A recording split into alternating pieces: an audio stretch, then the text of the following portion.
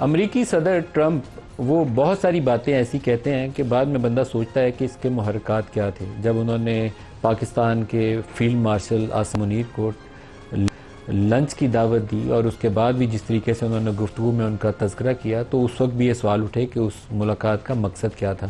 لیکن somehow ان کے اندر ایک ایسی گرم جوشی موجود ہے عاصم منیر صاحب کے لیے کہ ان کا لفظ آج بھی، ابھی انہوں نے تھوڑی دیر پہلے پریس ٹاک کی تو ان کے لیے جو لفظ انہوں نے استعمال کیے تو انہوں نے کہا کہ بڑے امپریسو آدمی اور گریٹ مین.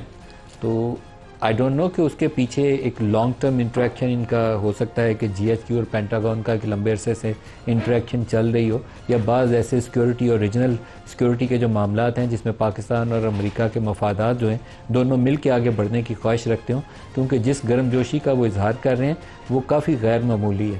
تو پاکستان میں تو یا جی ایچ کیو میں تو اس کے اوپر بہت خوشی منائی جائے گی، لیکن سرحد پار دوسری طرف کافی پریشانی بھی ہوگی، کیونکہ وہ ہاؤڈی موڈی سے یہ جو گریٹ مین عاصم منیر والا جو سفر ہے اس کو بہت تھوڑا ٹائم لگا ہے، یوں کر کے کایا پلٹ ہو گئی ہے. تو اس کی وجوہات پروگرام میں آگے چلیں گے تو اس کے اوپر ڈسکس بھی کریں گے. لیکن ان کے کچھ جو الفاظ ہیں انہوں نے کہا ہے کہ پاکستان اور بھارت کی جنگ ہم نے ختم کروائی. یہ وہ فکرہ ہے جس پہ دہلی میں بہت تکلیف پہنچتی ہے. وہ کہتے ہیں کہ بائی لیٹرل امریکہ کا کوئی رول نہیں ہے، لیکن انہوں نے آج دوبارہ بول دیا یہ نیٹو سمٹ کے موقع پہ وہ بات کر رہے ہیں. پاکستان کے فیلڈ مارشل بہت بہترین شخصیت ہیں. جو انگریزی میں انہوں نے لفظ استعمال کیا وہ استعمال کیا ہے کہ گریٹ مین اور امپریسو پرسن.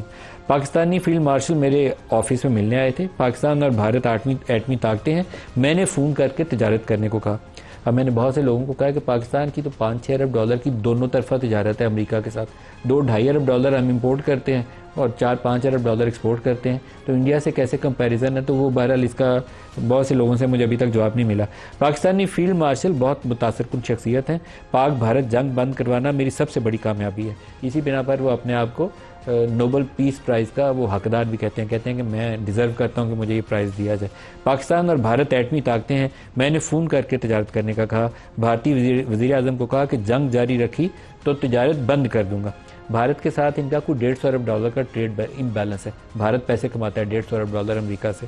میں نے ان سے کہا کہ آپ جنگ کریں گے تو ہم تجارت نہیں کریں گے. پاک بھارت جنگ رکوانا میری سب سے بڑی کامیابی ہے. پاکستانی آرمی چیف میرے آفس میں آئے تھے. پاکستانی آرمی چیف ایک متاثر کن شخصیت ہے. اب انہی کی زبانی سنیے انگریزی میں وہ کیا فرما رہے ہیں ٹرمپ صاحب. دکھائیے گا.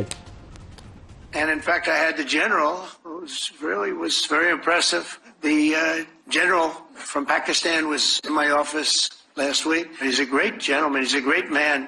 And I got them to reason. I said, we're not doing a trade deal if you're going to fight. And if you're going to fight each other, we're not doing a trade deal. And you know what? They said, no, I want to do the trade deal. We stopped the nuclear work.